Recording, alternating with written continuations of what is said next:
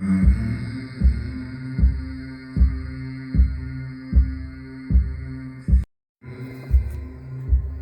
up, what up, what up? Wasn't even going to make this video, but I was testing some Fairmonts. I just cracked open 8, as you can see. It's red pill, by the way. If you don't know, you should probably put your kids away, because I'll be cussing, most likely. Anyway, I was going to test some Fairmonts because I've got like 100 of them that I've bought over the years when they've had these re-released. But I've got all the other Ultra Hots listed here, and I was like, man, I need some more of the new Fairmonts. So I grabbed some. I just grabbed 8. I was going to do a quick little tournament maybe. And then I was checking for roundness and those kind of things. Oh, I still got one more left open. Either way, look at that one. It stands out. That Joker is dark green, man. It looks cool. And I think it's going to be super fast. The wheels are round. Oh yeah. I mean, we can run them real quick and see what. These two are going to be the fastest too. Let's get something to mark. I don't have to mark the dark one. It's obvious. See? Oh yeah, that's it.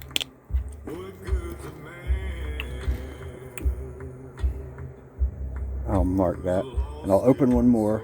And we'll do them rip and race style. Then we'll juice them, see what they look like after that. Looks like we're ready for the Rip and Race Siege. I'm going to write down what they run in each lane. Each of them are marked so I can know which ones they are, like this one. It's the hot top. That one has the hood. And they all got something different so I can write them down without having to sticker them. That's like making my shit original. The thing is, I don't know what times are what the shit right now because my timer's acting crazy. So the hot in lane got a 152. And the squiggly hood in lane 2 got a 171. Alright, let them again. I'm going to test all of them like this.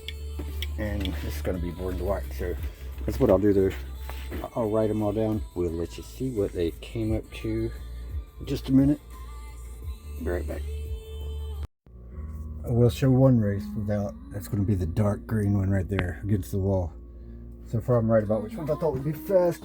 I won't tell you how I know. 112 to 118. So 112.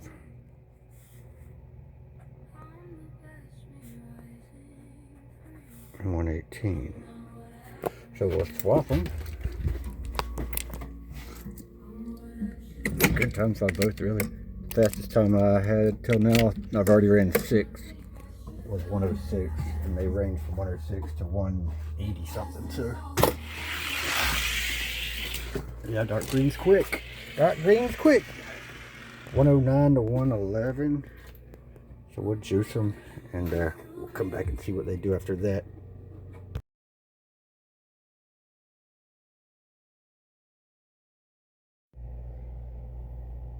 Alright, we just go into the results because that's what I want to do. So that's what we doing. Check it out. We're about to learn something here today. I'm going to try to teach you something. Whether it works or not, I don't know. This is what all of the Fairmonts ran rip and race.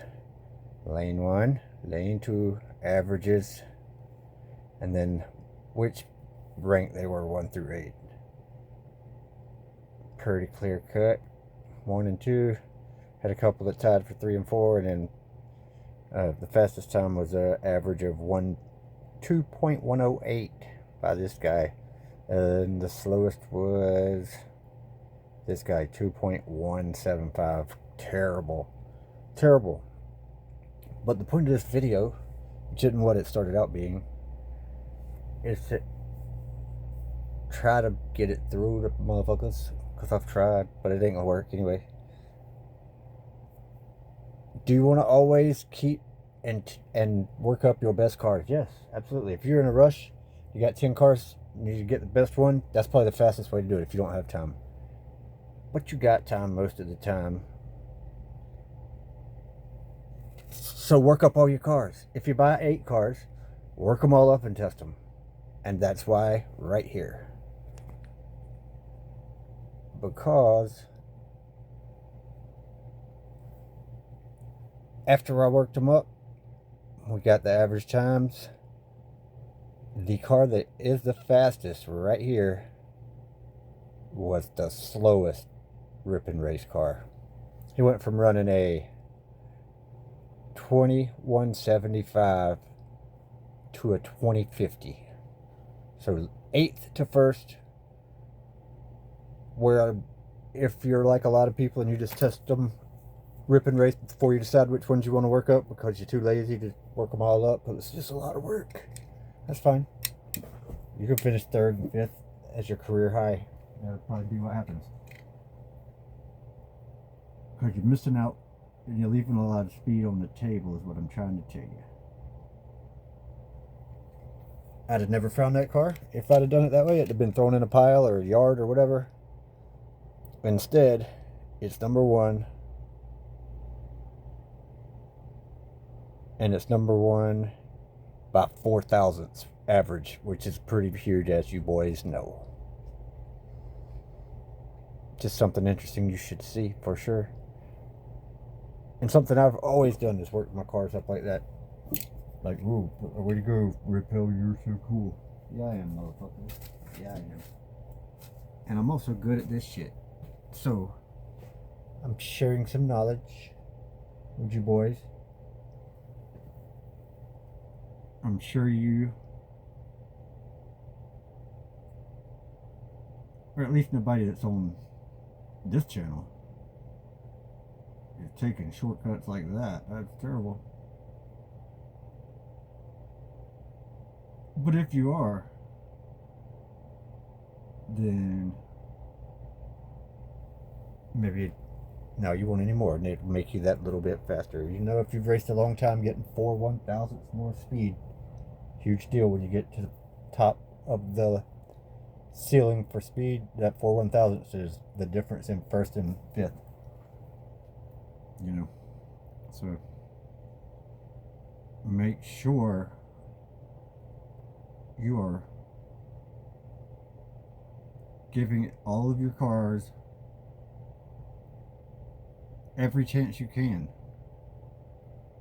for them to be fast. That means working up the garbage ones. Now that's to a point, of course. If you open it up and you see it's like got a bent axle or got a wonky wheel or it rubs the fender, or that's not going to fix itself, obviously.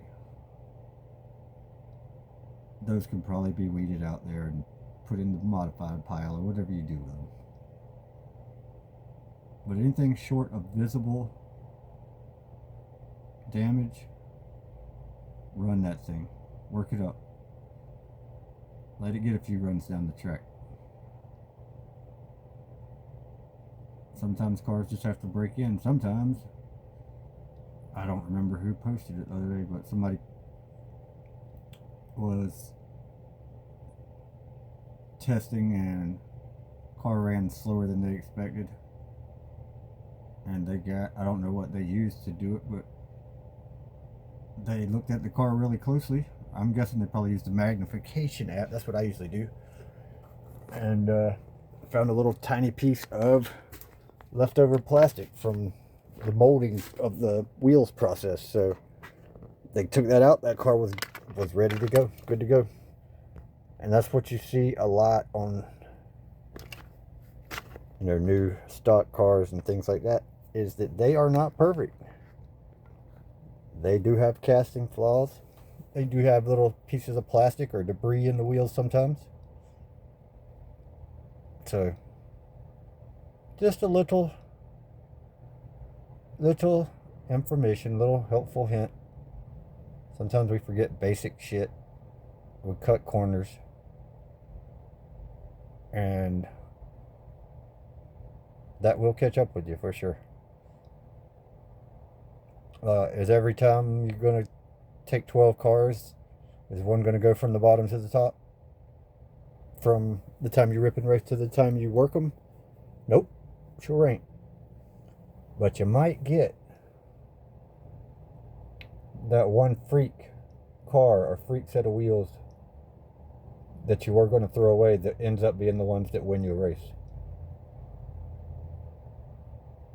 No, it's suck to think that you've, thrown away chances to win already because you weren't doing that. At least it would me. It would make me have to do it every time, and that's why I do. No cutting corners. As I say to all new racers, how do I be fast? You race. There's not a shortcut. There's not. So that's part of it. I just wanted to pass that on to you boys. A lot of you boys are new. Don't forget the basics. They're important. And don't skip steps. Put the work in. Work up bad cars. Even if it doesn't get better, maybe you'll learn something from it, from seeing something. Or you don't always get faster by finding faster cars. Sometimes you get faster by finding slower cars and figuring out why they slow. So, it's a little red pill tip. Little red pill tip. Alright. Good. That should keep you boys appetite for some red pill videos. Good to go. At least until I get the next one filmed, which is going to be my boy from down in Deltona area. It's LJ Raccoon Racing.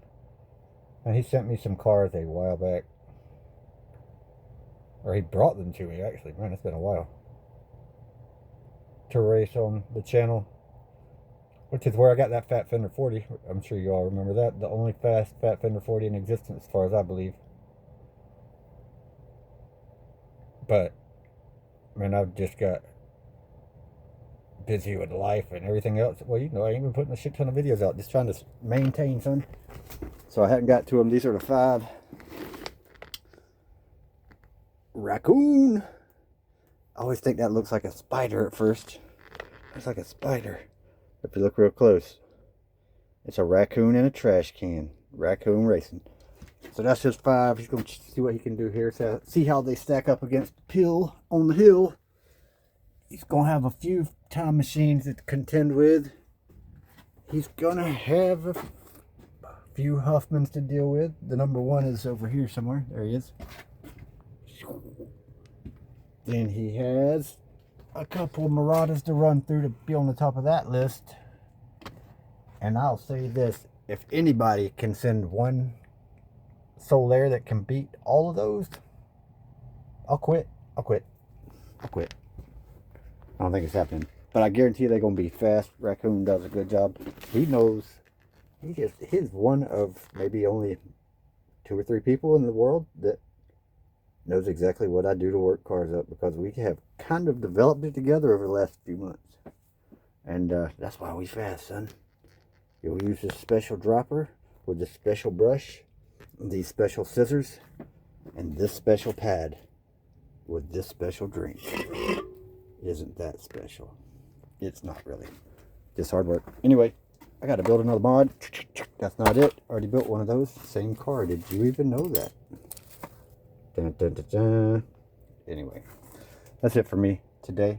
For now, maybe I'll post again later. Maybe I'll go live because I can do it again now. Till then, Red Pill Racing.